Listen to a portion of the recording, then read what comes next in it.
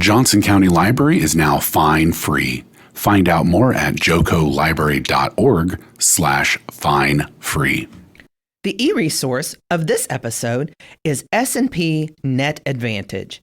Handy company profiles, stock reports, industry surveys, and newsletters are what you will find at S&P Net Advantage.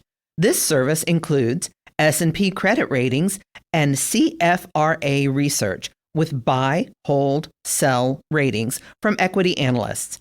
You can find S&P Net Advantage under the topic Personal Finance in the research section of our website. Hopepunk is all about books or shows with hope at the heart of them. Hope as an act of rebellion, hope as an act of, I've heard the phrase weaponized optimism, which I love. Hope as a weapon you can use against whatever forces you're fighting against. Joco Library Uncovered. Hey, Dave, I've got a question for you. Okay, I have an answer. Okay.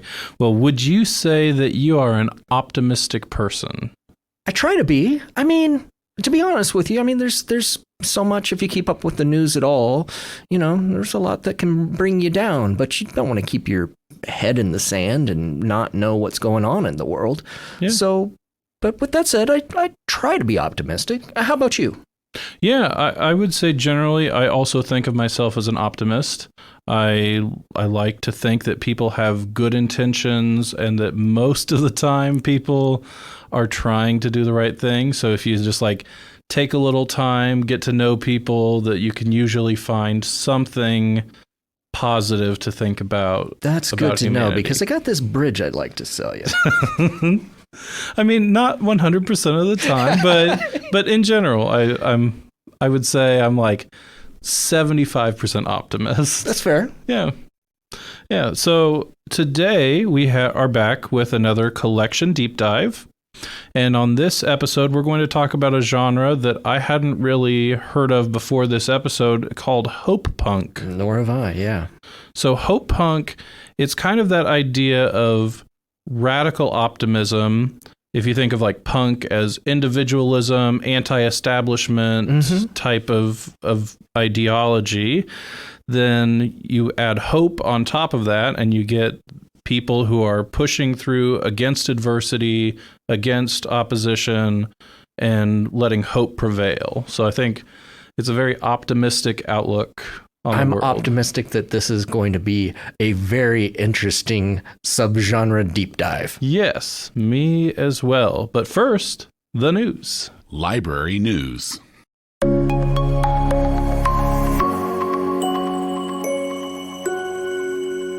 Well, welcome back, and we have Greg here with us again. Greg, welcome. Charles, thank you so much for having me. Well, I wanted to say thank you to everybody here for bringing this topic. It's one that I hadn't actually heard of this genre before you brought it up, so I'm excited to learn a little bit more. Greg, I'll turn it over to you and your guests. You can introduce them and tell us a little bit more about Hopepunk. Absolutely. Thank you so much again, Charles, for introducing us. Yes, thank you for coming back to our Joco Library Uncovered collection deep dives, where we invite our staff to come in and do kind of a deeper dive into a specific genre. We're going to talk about movies, we're going to talk about books, and get some good recommendations from our staff. But yeah, as you said, my name is Gregg Winsor, and I'm a reference librarian here. But let's go around the room and have our guests also introduce ourselves. Josh. My name is Josh Neff. I am an information specialist at the Blue Valley Library. One of my focuses is Reader's Advisory, so I tend to dig deep in this stuff. Awesome. Joe. And I'm Joe. I work here at the Central Resource Library as a web content developer. And at the library, I've worked both previously as a youth information specialist and an info specialist. So I've done a lot of reader's advisory for both adults and kids. And I'm excited to talk about Hopepunk. Well, thank you guys so much for joining us. And today, by the way, for the listener, all of the books and DVDs that we're going to talk about today will be included into a BiblioCommons list that'll be in the show notes. So we'll get a nice juicy list of all the topics that we talk about today. But Joe, let's go ahead and start with you. Now, a lot of our listeners may have heard of cyberpunk or maybe steampunk, but maybe not Hopepunk. Could you tell us a little bit about what that means and maybe some examples. Yeah. So some folks define Hopepunk as a subgenre of science fiction and fantasy, but I would like to put forth the argument that it's more of a vibe than a genre. Any genre could be considered Hopepunk, or any item in any genre could be considered Hopepunk. Hopepunk is all about books or shows with hope at the heart of them. Hope as an act of rebellion, hope as an act of, I've heard the phrase weaponized optimism, which I love. Hope as a weapon you can use against whatever forces you're fighting against.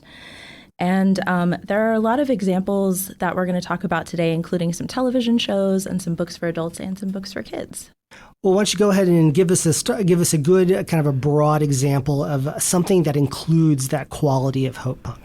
Yeah, so first I want to talk about the TV show Ted Lasso. Yes, from Apple TV that just wrapped up its third season. Yeah, just had the finale. A couple of years ago, Josh and I actually watched that show together, and we kind of bonded over it. And I think it's one of the best examples on television right now of a show that uses a very wholesome amount of hope and happiness and connection and optimism as its driving force. So for a sports show, it is, instead of about, winning and defeating enemies and winning on the soccer field, it's more about defeating the demons within each of the characters, right? Growing, connecting, and being supportive of each other. Yeah. The premise of the show is that an American coach gets hired to coach soccer in the UK, football, that is. Yes. And at one point, there's a line that says, "It's the hope that kills you." And Ted Lasso, the main character, replies that he disagrees. He says, "I think it's the lack of hope that comes and gets you." And I think that's really a good summary of the show. His hope and the hope he inspires the other characters to have. Terrible things happen in the show. Characters do bad things to one another. Sure. It's not that people don't have struggles. It's that it always returns to that place of hope. That's great. Could you give me another TV show, maybe that has similar qualities to that we're talking about? Yeah, the other show that has given me the most Hopepunk vibe recently is The Good Place. Yes. I was a little late to that show, but I've enjoyed it so much, and I feel like it also includes characters that do terrible things, have done terrible things, do terrible things during the show, and they still keep coming back together and supporting one another. One of the central themes of that show is what we owe to one another, and what we owe to one another is trying to become a better person every day. And that's the one with Ted Lasso, Ted Danson, and Kristen Bell as kind of beings in the afterlife who kind of must navigate relationships with each other and the circumstances around them to get to the good place, whatever that might be. Yeah, it's set in the afterlife in a neighborhood built by the afterlife architect Michael, played by Ted Danson. Lots of Teds so far in this show. Yes. And yeah, it centers around one woman's struggle to earn her place in the good place by becoming a better person. That's great. Josh, I know you're a big Good Place fan, right? Yeah. Okay. I'm a big Michael Schur fan. Michael Schur, who created and produced The Good Place, Parks and Recreation, Brooklyn Nine-Nine. He has a nonfiction book that he wrote, How to Be Perfect, that involves a lot of the philosophy that he read leading up to The Good Place. And he ultimately very much comes down on hope, and we can't get through this alone. So I'm sort of a Michael Schur fanboy. So Absolutely. Any TV show that he'll do in the future, I will probably. Now, since we're talking about TV shows and things on DVD that the library has, are there any other examples of things in our collection that have that Hopepunk vibe that you'd like to talk to us about? Yeah, it's funny. That we've bonded on the fact that we're, big superhero fans. Of course. Superhero comics. Oh, yes. I think a funny example or a good example is the Arrowverse that was on the CW that started with the show Arrow, that was meant to be sort of a gritty, street level. Kind of a Batman-esque vengeance type Batman-esque, without anything sort of, they were really not going for a very bright, splashy, campy, anything like that. And then in the middle of the second season, they introduced the character Barry Allen, who comics fans know is the superhero The Flash. Yes. And this is before he is The Flash, but it was a backdoor pilot to that TV show, which very quickly became a very bright, colorful, optimistic show, a lot of contrast to what Arrow had been, and ended up changing the whole tone. They brought in the show Supergirl that had originally was done by the same production team, but on a different channel, and they said it's not connected. But then they had a crossover with The Flash. They brought it over to the CW, and it joined that universe. And that's both The Flash and Supergirl were explicitly about hope, and they make a big deal throughout the series about how important hope is. And that no matter how dark things get, and sometimes the shows go pretty dark in the personal drama and the stakes of fighting the bad guys, but they always come back to hope and treating everybody as if they have the potential for redemption. Yeah, kind of contrasting between some of the movies that could be very dark and very vengeance-driven and very revenge-driven. This is something that where superheroes use their powers and connections to uplift and to kind of provide that shining example for people. A number of times in The Flash, characters will tell Barry Allen, super speed isn't your superpower. Your real superpower is seeing the best in people and being hopeful. That's great. Could you show us, since we're kind of in this fantasy science fiction vibe, is there any other DVDs that you'd like to tell us about that share that quality? I do want to talk about Star Trek. There's a lot of science fiction that, especially future stuff, by nature is hopeful because it assumes that we're going to still be around in the future and we're going off into space.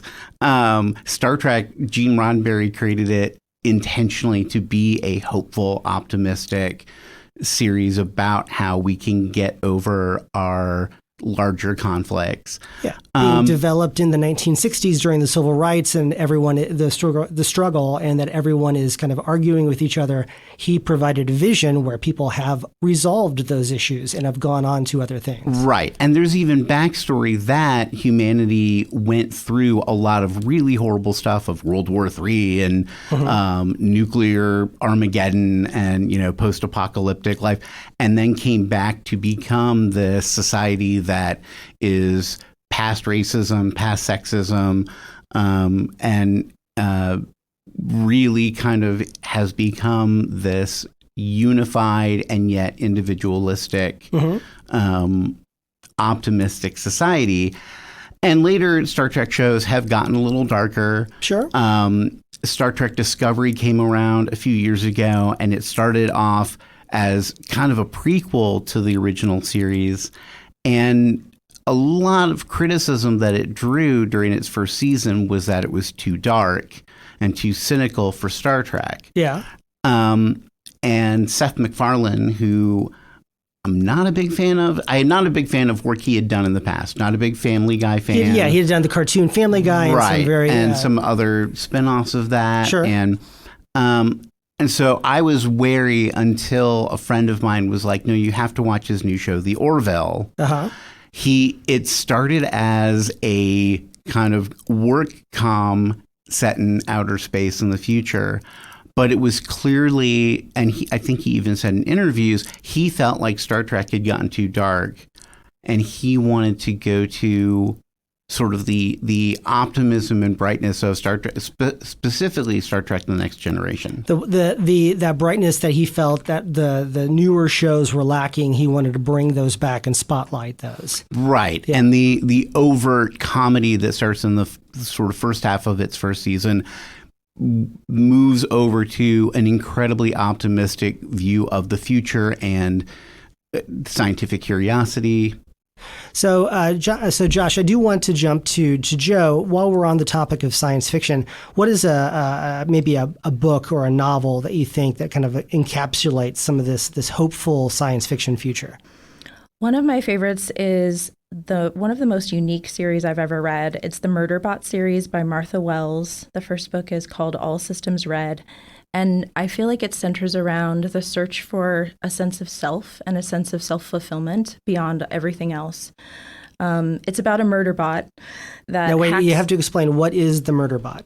It's a bot that murders people. Okay. And this is hopeful? Did not see that coming. It can be. Yes. So this is like a security unit, like a security guard, like an AI robot. Yeah, basically an enslaved AI that's hired to protect some people and unprotect others. But the key is that it kind of hacks its own kind of governor unit and kind of regains some sort of sentience and still tries to be, but discovers kind of the joy of what it means to be human, even though it's not itself human.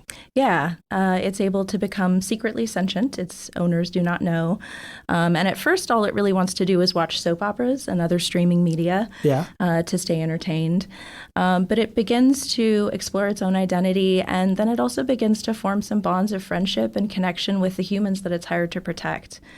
And at first it finds that a bit inconvenient, but it grows to become its own true self. And at the heart of that, I think, is hope.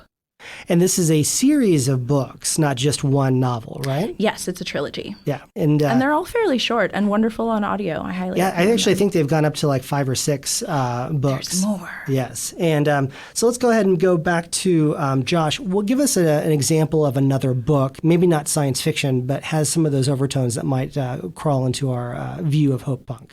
One that I have in mind, and it kind of goes back to Joe talking about The Good Place, is The Midnight Library by Matt Haig. That is a huge word of mouth hit over the last several years. And deservedly so. Yes.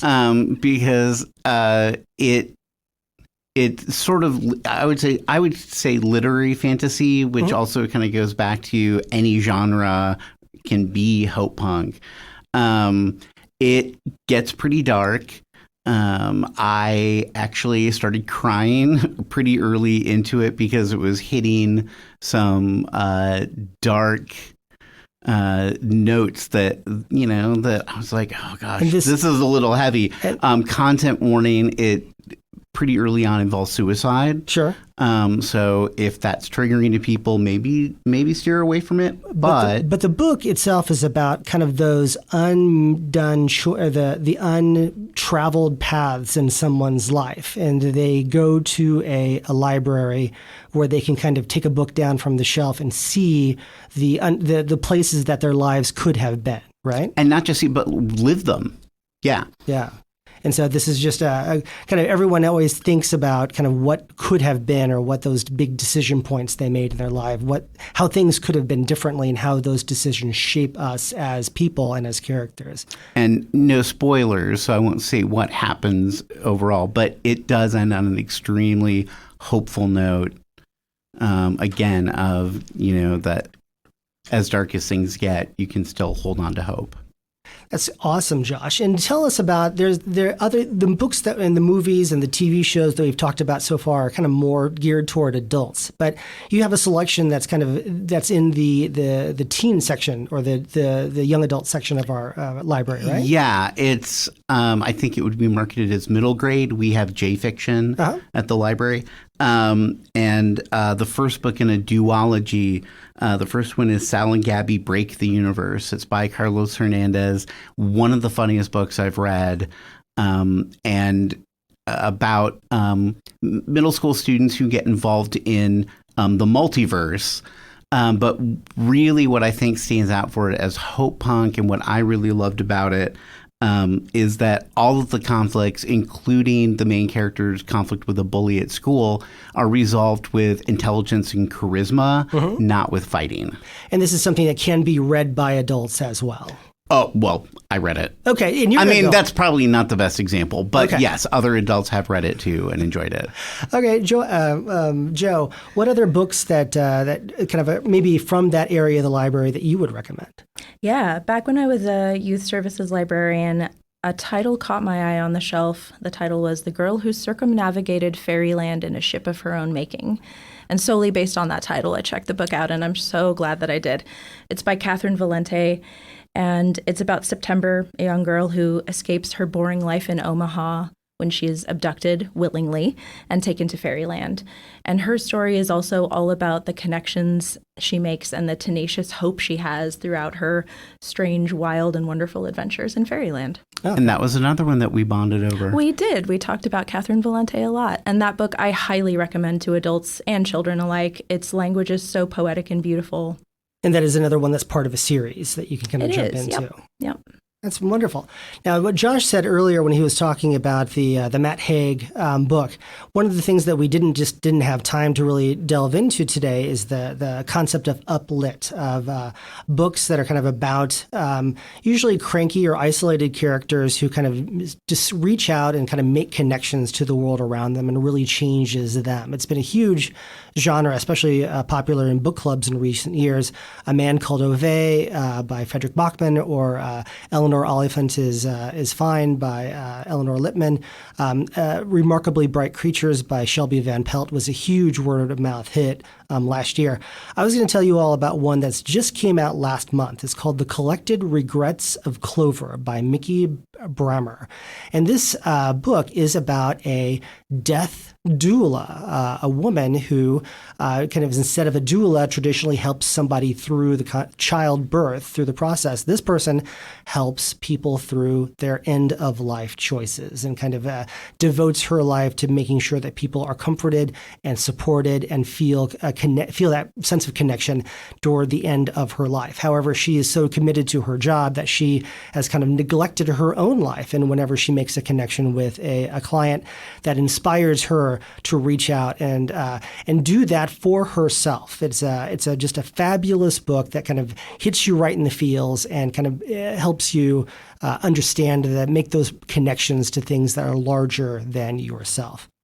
Just a reminder that all of these books are going to be in a list into BiblioCommons, so take a look at the show notes, and I'll find all of those and more at our website, jocolibrary.org/uncovered. I would like to thank Joe and Josh for joining us here today. Thank you, Thanks. Greg. Yeah, thanks. This is fun. Don't go anywhere. There's more Joco Library Uncovered to come.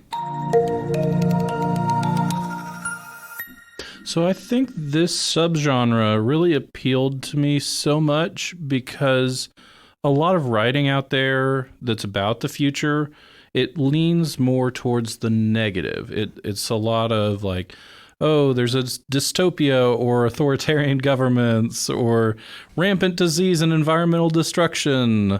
And those are things that I feel like sometimes they leave me feeling down about what I've just read. Like, there could be important messages in there, but and strong themes, things that I really feel like I need to read about these things and think about them. But I just like the idea that Hopepunk, instead of that negativity being the end, they lean more into that we're going to embrace radical positivity, and we're going to talk about hope for humanity. And I think that concept is pretty awesome. Yeah, I agree. Well, speaking of awesome, see what I did there? Our next episode is our fun drive. And if you listen to public or community radio, or you watch PBS, you are very familiar with the fund drive. That's fund with a D. We're not going to do that. No. Instead, we'd like to introduce a new concept, an annual fun drive. That's fun without a D. And say it with me. Fun drive. Fund drive. Sorry, I missed. A fund drive, that's fund with a D, is organized activity or instance of soliciting money or pledges as for charitable organizations or political campaigns. So a fund drive, again, that's fun without a D, is the organized activity or an instance of soliciting what our librarians and patrons consider fun. We're talking guilty pleasures, passions, interests, whatever you engage in just for the fun of it. The drive part means that we are collecting these responses, what you consider fun, and we're going to take a deep dive into library programs, services, and even the collection to show you how the library can help you have fun. So please look for our Fun Drive questionnaire on Facebook, Twitter, and of course our website, jocolibrary.org. Okay, here's a couple fun things, and I'm not going to kill the mic. So one thing that's fun is this questionnaire is just one question, it's like, what do you consider fun? And the fun thing here is that our website is jocolibrary.org/uncovered, and in my notes I've written JHOC. Yeah, so that's Joco Library without the H to contribute to our fun drive without the D. Oh, we're having too much fun.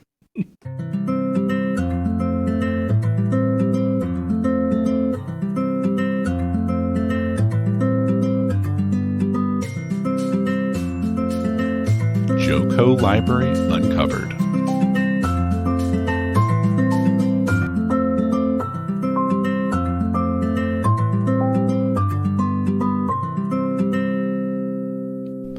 If you enjoyed today's topic, you might be interested in these recommendations from our collection.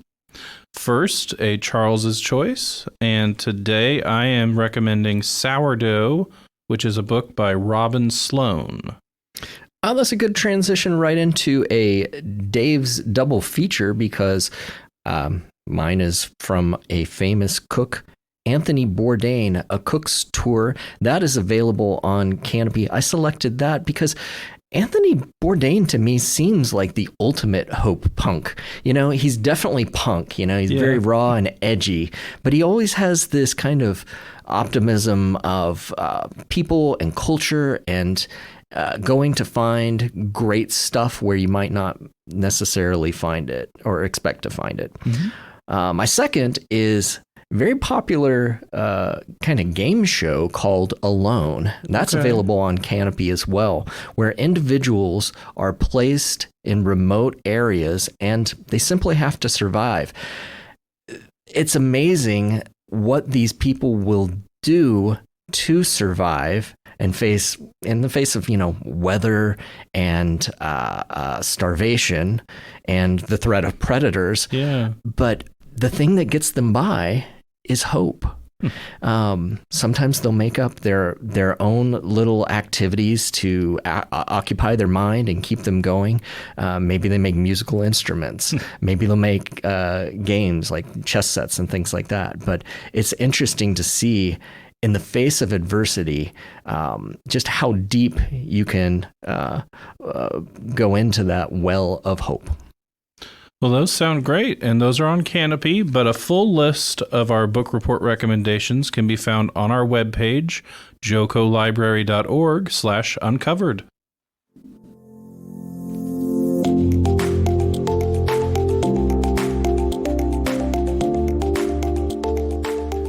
Joco Library Uncovered is a production of Johnson County Library and is recorded at the Central Resource Library in Overland Park, Kansas. We would love to read your thoughtful emails at uncovered@jocolibrary.org. Join our online conversation at facebook.com/Joco Library. Look for us on Twitter at Joco Library. Our website is jocolibrary.org. Subscribe to Joco Library Uncovered through your favorite podcatcher or go to jocolibrary.podbean.com.